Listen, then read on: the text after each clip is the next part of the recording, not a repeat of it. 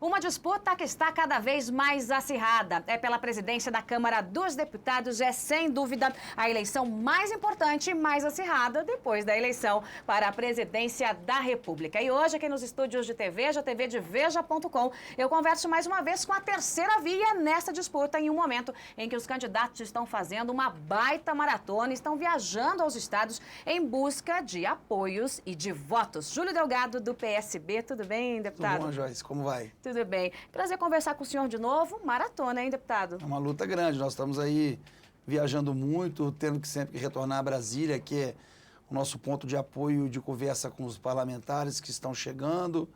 E nós estamos aí para poder buscar essa vaga no segundo turno e contar depois disso uma outra história. Estamos muito animados. Bom, não é novidade que o PSDB oficialmente apoia a sua candidatura. Essa candidatura nasceu dessa construção com o PSDB e o PSB. O senhor apareceu como essa terceira via. O candidato do PMDB não tem o apoio do PT. O PT lançou um outro candidato, virou tudo um balaio de gato. Como é que estão as andanças em busca dos governadores do PSDB para conversarem também com as bases, né? Temos aqui Geraldo Alckmin em São Paulo, temos Beto Richa no Paraná. São nomes importantes aí, tucanos, que podem trazer o apoio dos deputados da base.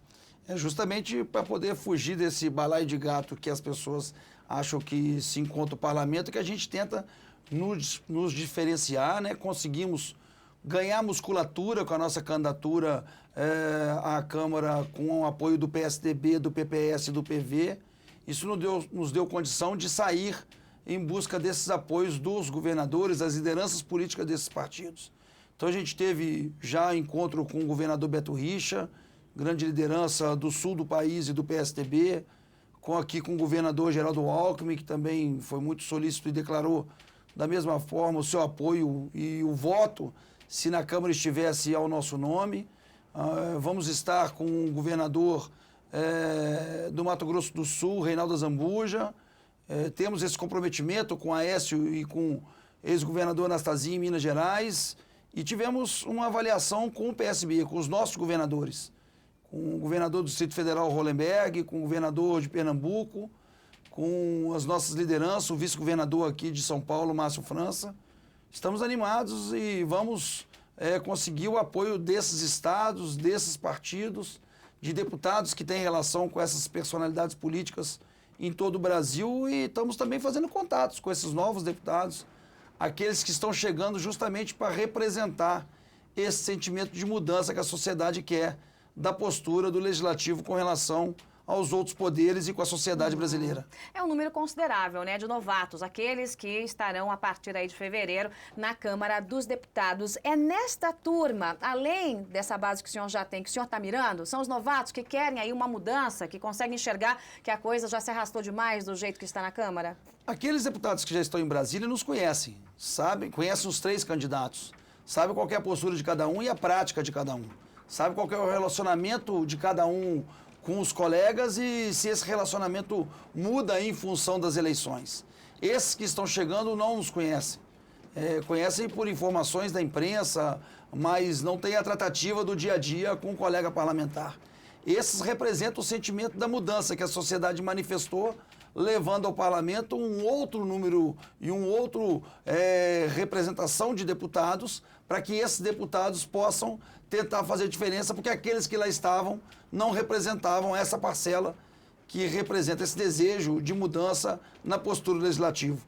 Então a nossa tratativa com eles é diferente. Primeiro nos apresentar, dizer a ele dos nossos propósitos e dizer que nós somos aquela via, como você bem diz, a terceira via, que justamente pode fazer diferente, porque os que não conhecem e têm a opção da mesmice, do comodismo do parlamento, de um parlamento distante da sociedade, eles vão fazer a sua opção. Agora, aqueles que chegam têm que saber que nós estamos dispostos a fazer diferente, e é por isso que a gente tem feito o contato individual com as lideranças políticas para buscar o apoio desses deputados. Agora, não é também novidade que, nesse momento, PT e PMDB estão se engalfinhando, né? Tá ali a turma do PT ligada a Dilma, vazando informações estratégicas que atingem Eduardo Cunha, que, por sua vez, nega, diz que não tem nada a ver com a Lava Jato, põe o pé na estrada, desce a lenha no PT. Nesta confusão, nesta queda de braço, esses franco-atiradores aí, o senhor acaba, de certa forma, levando vantagem, enquanto os dois acabam se degladiando, o senhor corre aí, né, numa outra raia? Nós justamente tentamos nos diferenciar, demonstrando que a carruagem passa, deixa eles brigarem e nós vamos tentar levar a nossa mensagem, a nossa proposta que não é formatada, que não é uma proposta antiga, que vem com a retórica de toda a campanha à presidência da Câmara. É uma proposta justamente de ouvir os parlamentares, de dar a mesma estatura a todo parlamentar para que ele possa ter oportunidade. Temos pauta legislativa, coisa que nunca tivemos, né? Participação efetiva de todos os deputados, não fazendo uma classe de líderes e aqueles que têm expressão diante daqueles que estão chegando agora.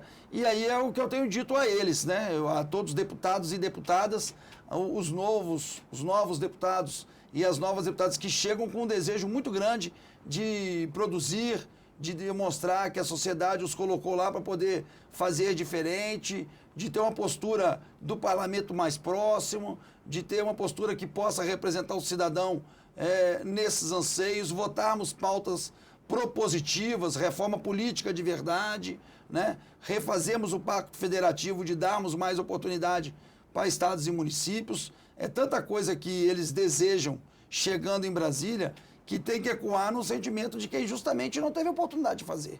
Nas últimas 6 eleições para a mesa da Câmara, sempre quem presidiu a Câmara foi o PT ou o PMDB.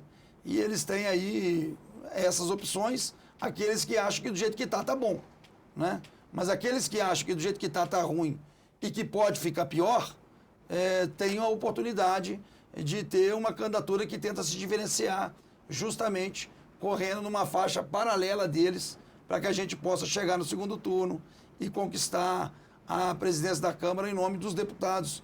Justamente essa novidade que nós representamos. Eu vou chegar nessa história do segundo turno, porque aí é que está o pulo do gato. Falando em balaio de gatos, é aí que está o pulo do gato. Mas do que o senhor disse, olha, não vai ter ali o grupinho do deputado que é mais ou menos privilegiado, vai acabar o baixo clero? É isso se o senhor for eleito? Não, eu acho que nós vamos dar a vez, ou será a vez do baixo clero que nunca teve oportunidade para valer.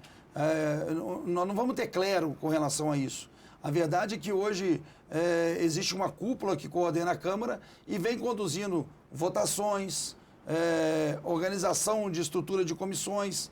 Nós queremos justamente ouvir os parlamentares para que eles saibam como é que isso funciona, como isso deveria funcionar, qual que é a forma que ele acha, que o deputado ou a deputada acha que ele vai melhor representar aquele anseio que ele traz às ruas, de levar ao seu município uma atenção, de levar uma reprodução do seu trabalho, seja na Câmara ou seja na base, através da TV Câmara, que toda eleição é dita que vai acompanhar os deputados nos seus estados, mas nunca acompanhou.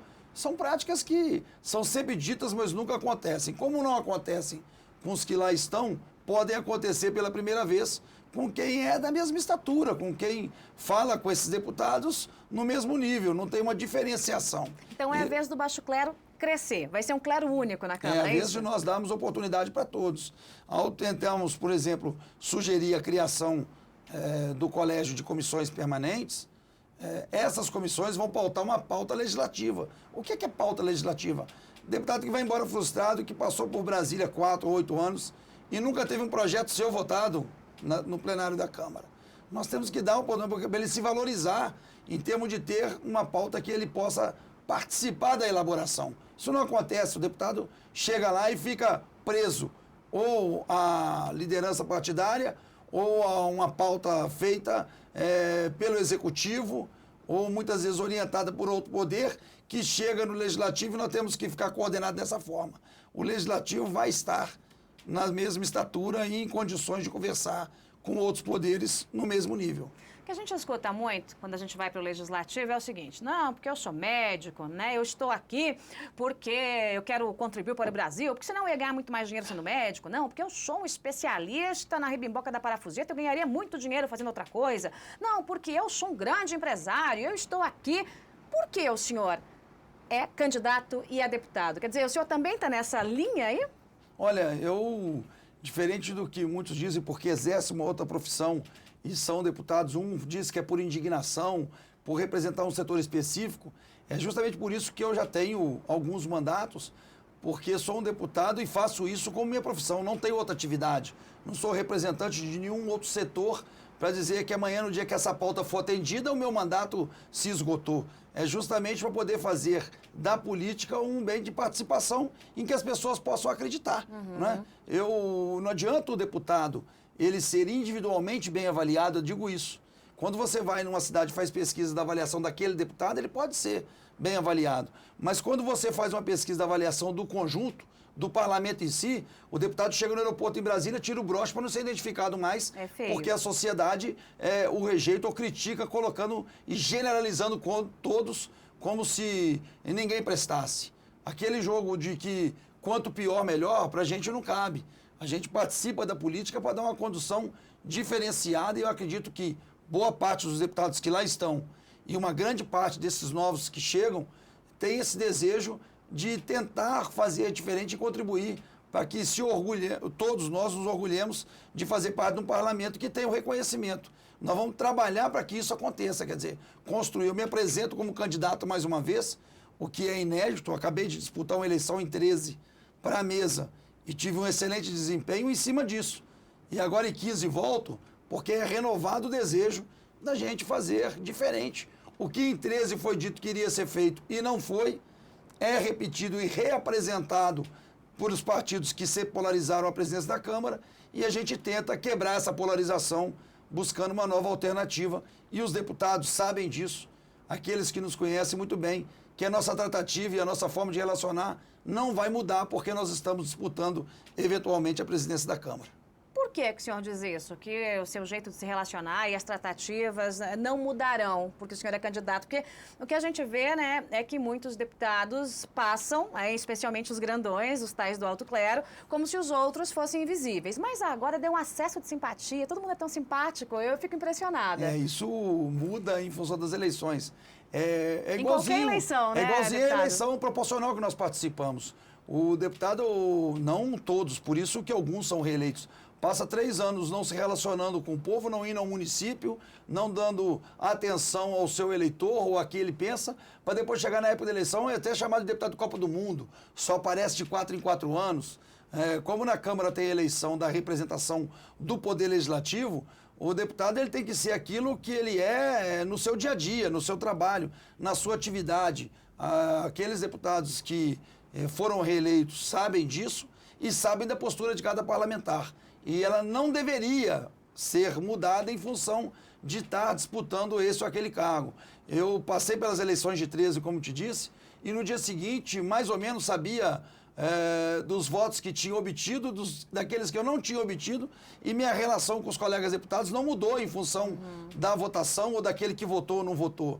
E isso muda muito em função dessas eleições. O que acontece na sociedade com um parlamentar disputando a eleição não é diferente do que acontece em Brasília, numa eleição para a mesa da Câmara. Agora, o senhor diz que não representa um único setor, como boa parte dos parlamentares em Brasília, que o senhor é deputado, é a sua profissão. O senhor é um político, então, profissional e tem orgulho disso? Eu não tenho nenhuma vergonha de dizer isso. Às vezes o deputado diz, não, eu estou aqui por indignação, eu estou aqui porque minha formação é outra, eu atuo. Tem gente que atua corretamente em outras profissões. Eu tenho colegas deputados que até hoje clinicam, que são médicos. Eu tenho deputado que é engenheiro, que até hoje faz projetos e trabalha nas suas empresas e continuam atuando nas suas atividades, vamos dizer, originais. A atividade política, ela vem como formação. Agora, eu tenho atividade original, a formação em direito, fui bacharel, advoguei um período. Agora, eu fui advogado. Eu não advogo mais, não tenho escritório de advocacia e vivo da função parlamentar. Ao viver da função parlamentar e não ter outra atividade nenhuma, eu tenho que fazer isso com correção, com ética, com denodo, dedicando a atuação, voltando para a sociedade aquilo em a prestação de serviços que eu presto em Brasília como representante de parcela do povo de Minas Gerais e, portanto, do povo brasileiro, e trabalhando por causas que nós defendemos que sejam as mais variadas. Eu sou um dos que defende a bandeira da questão dos aposentados. E eu não sou aposentado. Quero que um dia seja, mas com dignidade. O fim do fator previdenciário. Eu ainda não recebo, mas eu acho que isso tem que ser feito com dignidade. A proibição da demissão imotivada no setor privado. Não sou empresário, mas isso fez a obstrução de alguns países do mundo moderno ou da Europa, como Portugal e Espanha, que passaram por grandes dificuldades trabalhistas em função da adoção de uma medida como essa, e isso não é nenhuma pauta específica da minha formação.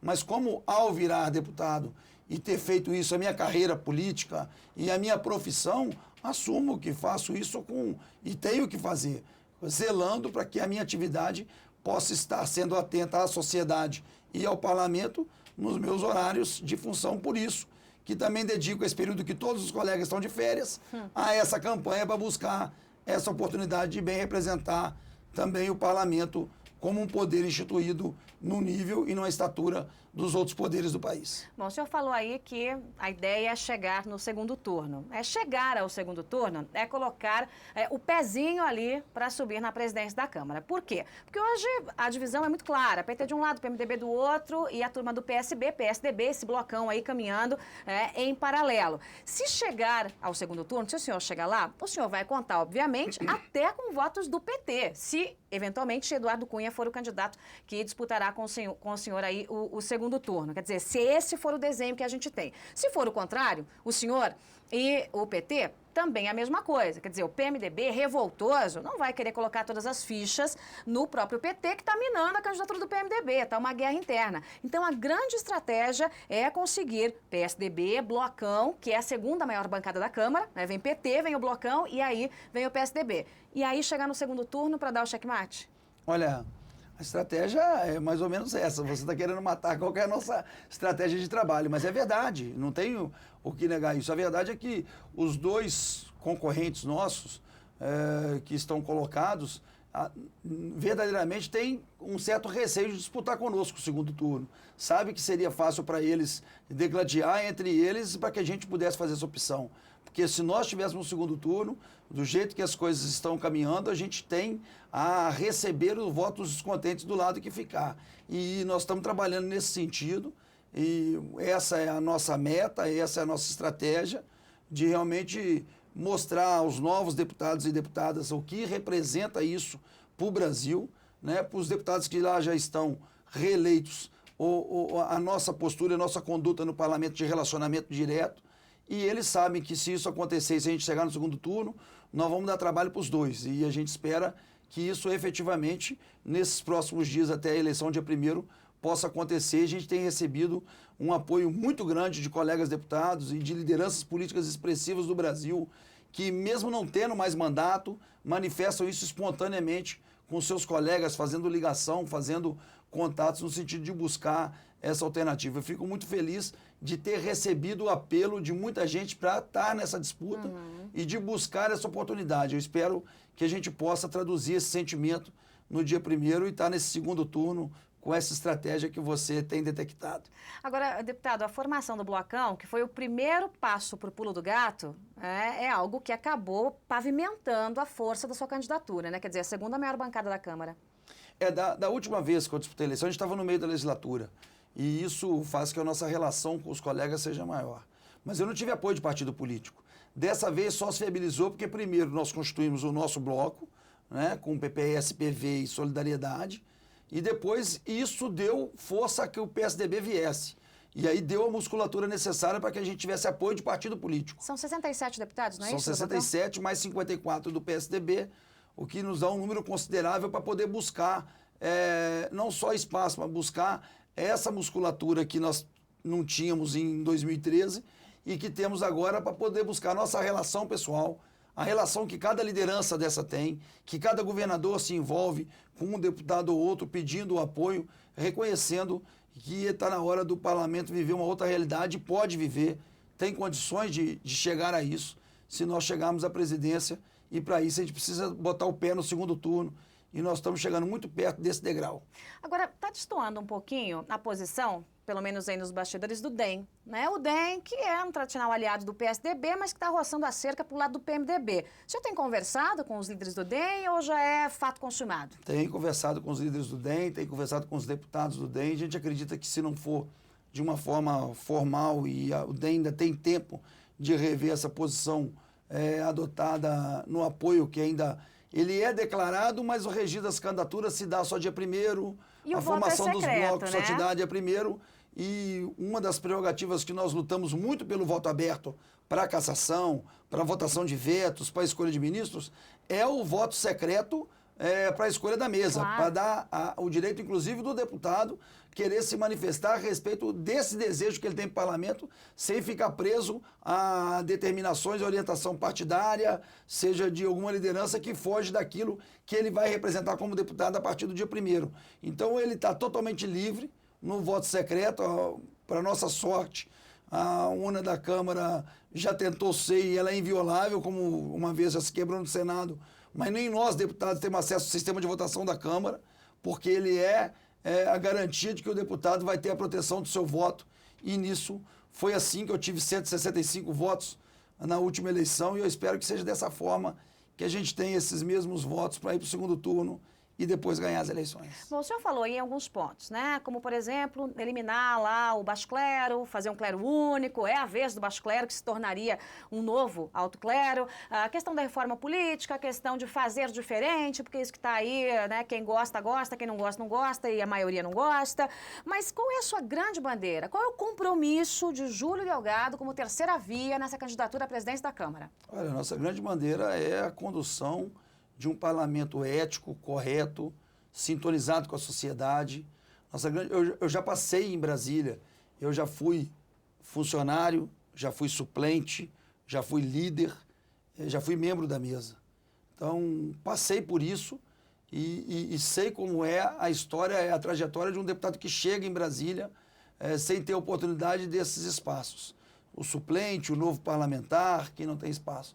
Esse sabe que conosco terá um porto seguro, uma condução de uma Câmara mais aberta, gabinete aberto, as coisas mais transparentes. As relações não serão fechadas em cúpulas para se decidir na casa do presidente, para no outro dia ir para a Câmara e ser feito aquilo que foi decidido por um grupo de 4, 5 parlamentares para atender esses interesses. Isso os deputados sabem que não terá outra oportunidade de fazer se não for com a nossa candidatura. E a nossa maior bandeira é a transparência e a forma de tentar dirigir a Câmara para todos os deputados e que o parlamento seja verdadeiramente respeitado pela sociedade brasileira. Mas e o canto da sereia? A gente tem do outro lado, ali coladinho a Câmara, o Senado. A gente não deve ter grandes mudanças por lá, porque a coisa está se desenhando para o PMDB continuar comandando o Senado. E a gente tem, atravessando a rua, o Palácio, né? Vem aí o PT, que sabe também muito bem, quando lhe convém, entoar esse canto da sereia. Como é que o senhor vai se mexer com, como se diz no interior, esse momento aí de três cantos, né? De um lado aqui a turma do Senado, do outro lado o Palácio e do outro lado o próprio PT dentro da Câmara. Nós temos uma relação política muito clara com os deputados, senadores e com o Executivo. Eu já fui governo, já fui oposição, hoje eu sou de um partido independente. Talvez essa independência aqui não posso falar, porque todo mundo nesse momento quer ser independente. E aí as pessoas sabem quem pode ser independente para valer. Por isso que eu tenho usado a palavra diferente, porque independente virou o chavão de todos os candidatos, né? Mas é de conversar, não é não querer fazer do parlamento um terceiro turno eleitoral, eleições estão aí, já foram definidas, é fazer com que o parlamento esteja à mesma estatura dos outros poderes, possa pautar a pauta legislativa, não ficar dependendo do que vem do executivo para votar reforma política, por exemplo. Hoje é meio capachão, faz meio que o... É a vinculação do que lá determina e que tem que ser cumprido aqui, não. Obedece ao Nós executivo. vamos fazer aqui com respeito e ouvindo o que vier de lá que seja positivo. Eu mesmo dei como exemplo as 2 medidas provisórias de ajuste trabalhista e previdenciário, que durante a campanha foram negadas pela presidente e foram atribuídas à oposição e que agora foram reconhecidas pelo governo que eram necessárias serem feitas. E o governo reconheceu, mandou, e o parlamento vai ter a altivez de, nessas medidas provisórias, se tiver que ajustar para poder melhorar o plano trabalhista e previdenciário, fazê-lo. Mas é um reconhecimento que o governo viu que era importante fazer aquilo que condenou na eleição e que nós falamos que era importante ser feito, como outras reformas, como a tributária, a eleitoral, realmente fazer do Brasil uma pátria educadora, como foi dita pela presidente, mas com incentivo no ensino fundamental e médio, que é a responsabilidade dos estados e municípios. Sei que o ministro Cid Gomes tem essa boa intenção. Então, não é uma relação de subordinação, É uma relação de discussão na mesma estatura, de colocação das pautas do Legislativo, com aceitação do Executivo e também não se esquecendo que do outro lado também da praça tem o Poder Judiciário, que tem uma interface muito grande e terá conosco entre o Executivo e o Legislativo do país. Bom, quem é e o que quer Júlio Delgado? Não adianta dizer que é a presidente da Câmara, que a gente já sabe, né? Além disso, quem é e o que quer o deputado do PSB, Júlio Delgado?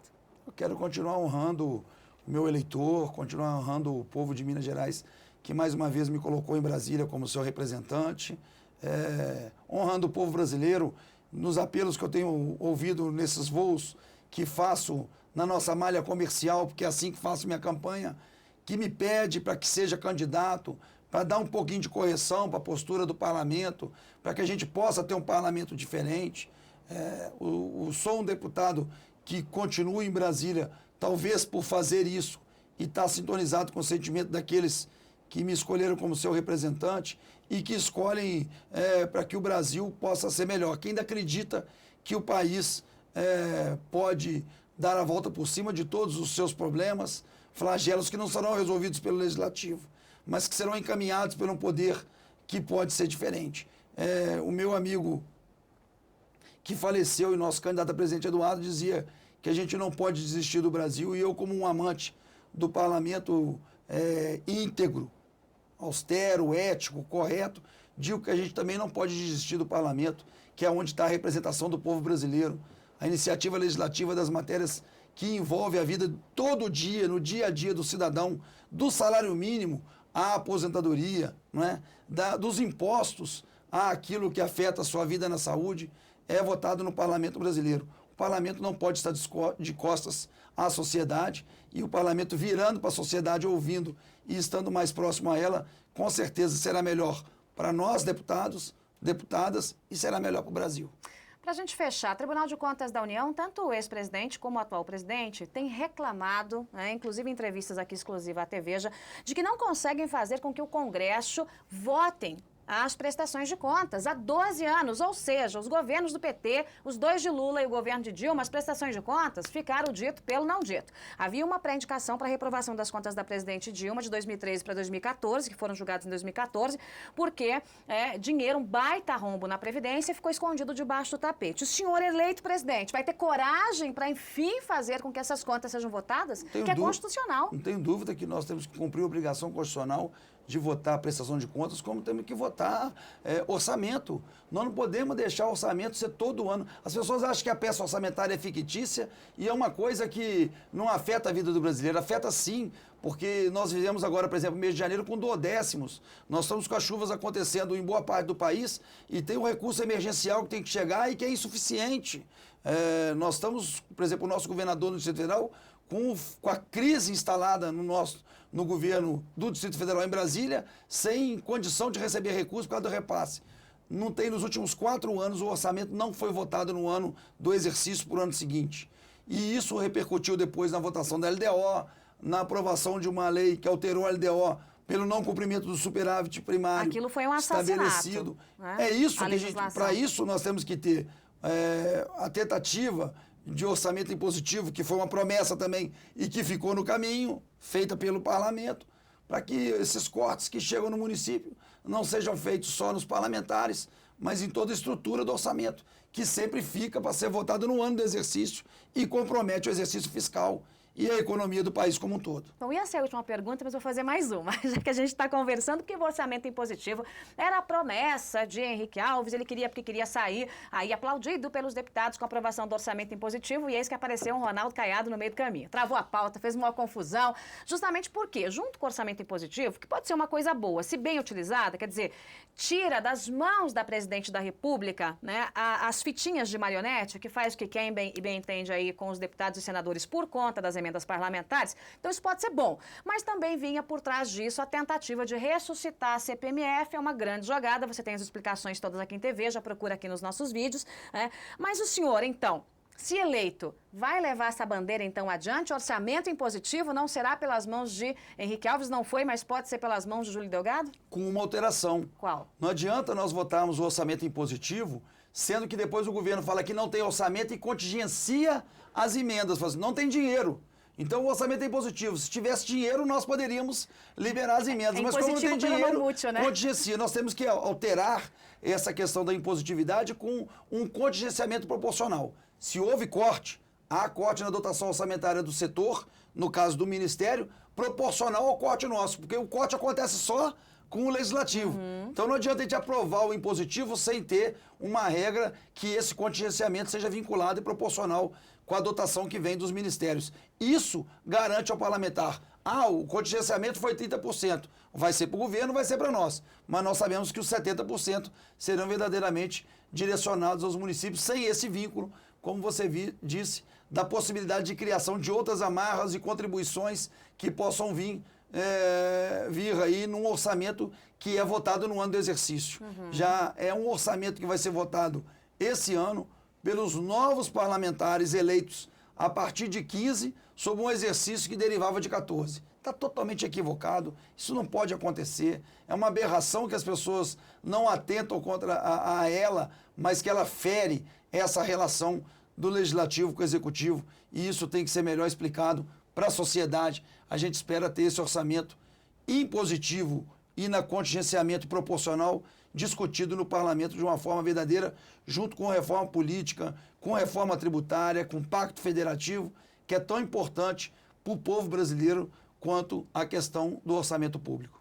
Muito bem, Júlio Delgado é candidato do PSB, é deputado, concorre aí à presidência da Câmara Federal e abre essa nova rodada de entrevistas com os candidatos que buscam agora esta cadeira, a eleição sem dúvida mais importante deste momento. Dia 1º estou lá acompanhando de perto a eleição, deputado, e nos falaremos olho no olho. Muito obrigada. Obrigado, espero poder cumprimentá-la como presidente da Câmara. Vamos aguardar. Muito obrigada pela companhia de todos. Você está em Veja TV de Veja.com e você já sabe, aqui a gente tem lado o seu. A programação não para, então já já a gente se vê. Tchau.